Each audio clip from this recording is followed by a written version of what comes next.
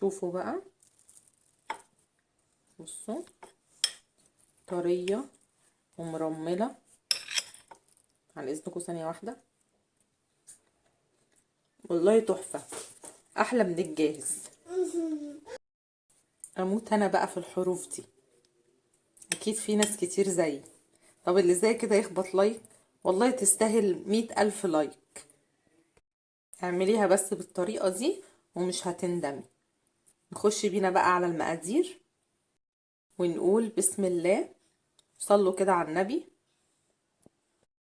السلام عليكم ومساء الفل عليكم، ربنا يا رب ما يقطع علينا عادة. انا ديدي ودي قناتي واهلا بيكم فيها. النهارده هنعمل وصفة سهلة قوي قوي. ناس كتير بتحبها. نوع الدقيق بتاعها ساعات ما بيبقاش متوفر في اماكن كتير. النهاردة هنعمل البسبوسة بتاعة الأكياس الجاهزة. الدقيق بتاع السميد أو السيمولينا ساعات كتير ما بيبقاش متوفر في أماكن كتير، فبنضطر إن احنا نستخدم الأكياس الجاهزة. ودي طبعا بيبقى عليها مقادير كتير، هتلاقي سكر وهتلاقي فانيليا، فمش محتاجين غير إن احنا نستخدم مكونات بسيطة قوي معاها. زي ايه؟ هنا عندي نص كيلو من دقيق السميد، كيس واحد يعني، وطبعا استخدمي المنتج اللي انت عايزاه. عندي كوباية من الزبادي، وعندي كمان 3 معالق كبار من السمنة. النص كيلو اللي هو الكيس الواحد بياخد كوباية واحدة من الزبادي، وبياخد 3 معالق كبار من السمنة. تقدري تستخدمي السمنة اللي انت عايزاها، مفيش فيها يعني اي مشكلة، مفيش حاجة معينة تقدري تلتزمي بيها. هتستخدمي كيسين من البسبوسة، يبقى هتستخدمي كوبايتين من الزبادي، هتستخدمي 6 معالق من السمنة. اما لو عايزة تعملي نص كيلو او كيس واحد تقدري ان انت تلتزمي بالمقادير اللي انا بقولك عليها دي. دلوقتي هعمل ايه؟ هاخد الزبادي والسمنة وهحطهم مع بعض، وهحط مكون مهم انا شايفة ان هو مهم بيفرق في طعم البسبوسة، وهو العسل النحل. وانتي ممكن قدامك 3 اختيارات، يا اما تحطي معلقة على نص كيلو، على الكيس الواحد هتحطي معلقة كبيرة من عسل الجلوكوز، او انك تحطي معلقة كبيرة من عسل النحل، او انك تحطي معلقة كبيرة من الشربات التقيل. يعني هتاخدي نص كوباية مية، هتحطي عليها كوباية سكر، لحد ما تحسي ان القوام بتاعه بدأ يبقى تقيل معاكي. هتقدري تستخدميه بعد ما يبرد خالص خالص، تاخدي منه معلقة كبيرة هتحطيها او تستخدميها في الكيس بتاعك. انا الحقيقة مش عاملة شربات وما عنديش عسل جلوكوز، فهستخدم البديل التالت وهو عسل النحل. هحط معلقة كبيرة على السمنة وعلى الزبادي. ادي الزبادي، وادي معلقة كبيرة من عسل النحل بالظبط كده. وهنقلب بقى ده كده، الزبادي مع العسل، وبعدين هنحط ال3 معالق السمنة بتوعنا. والسمنة الافضل انها تكون سايحة زي ما انت شايفة كده، مش عايزاها تكون ماسكة نفسها علشان تدخل على طول في الزبادي معاكي. هنضيف السمنة بقى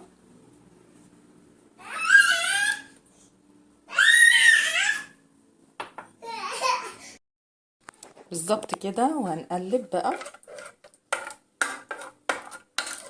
ايه الخطوة اللي احنا هنعملها دلوقتي؟ هنبدأ ننزل بالدقيق بتاعنا او بالبسبوسة دي، البسبوسة بتاعنا على الخليط ده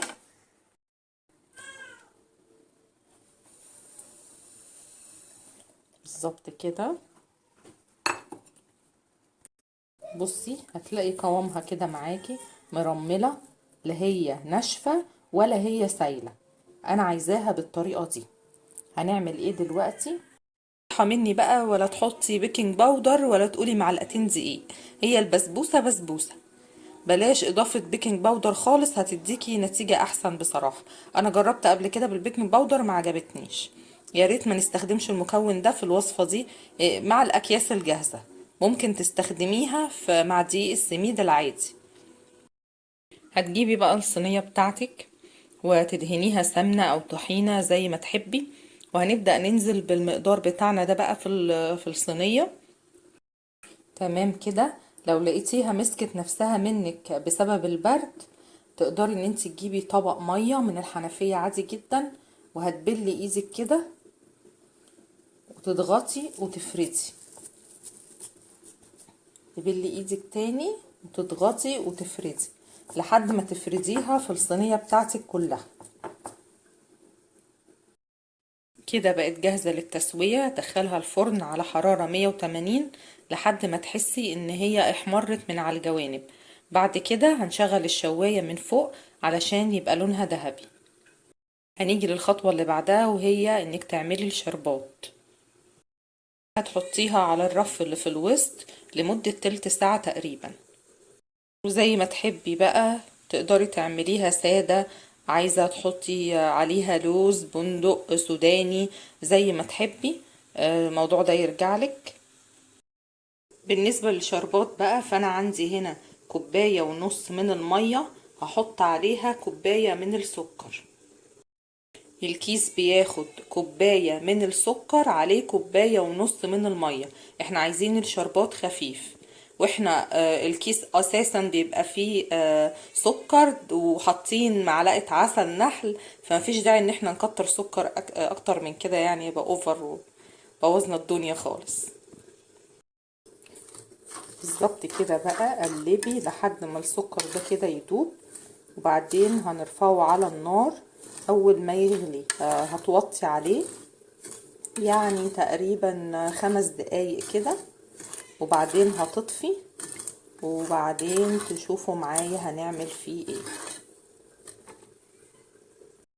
الشربات بتاعنا كده بيغلي اهو. دلوقتي انا هوطي عليه وهسيبه تقريبا 5 دقايق. نقطتين من الليمون. انا دلوقتي كده طفيت على الشربات، هحط كيس فانيليا، كمان مكعب من الزبدة. هسيبه بقى لحد ما يدوب في الشربات. كده تمام خالص. البسبوسة خرجت اهي زي ما انتوا شايفين. هبدأ انزل عليها بالشربات، وانا عايزة الشربات يكون سخن وهي كمان سخنة، يعني سخن على سخن.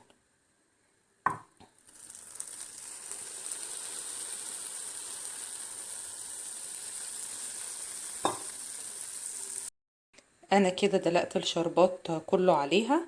هستنى لحد ما تشرب الشربات بقى خالص علشان نقطعها.